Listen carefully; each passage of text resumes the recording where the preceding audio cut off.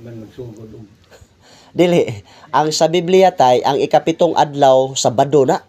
Dili Domingo tay. diyan man din magsugod mo kwintaan. Arita sa Biblia tay, ang Domingo unang adlaw sa semana, Sabado ikapito ng adlaw sa semana. Atong basahon tay ha. Subliyon na itong basa tay ha. Kaya ro gyud maklaro gyud. Oh. Ari mo gitas Biblia tay oh. Adlaw ipapahulay ang ikapitong adlaw sa semana Sabado. Adlaw sa pagpangandam ang ikaunom nga adlaw semana Biyernes. Klaro makaitay ang Biblia tay. Nga ikapito Sabado, ikaunom Biyernes, unya ang Domingo usab na ay Domingo unang adlaw semana. Tanaw na to ha. Ari kita sa Biblia kay aron dili ta nang kapitulo ba bersikulo laway. Tara oh. Domingo oh. Unang adlaw sa semana Domingo. Klaro kay tay. Nya gisugo sa Ginoo kay ikapito man pasimbahon ta. Sabado man na siya di man Domingo.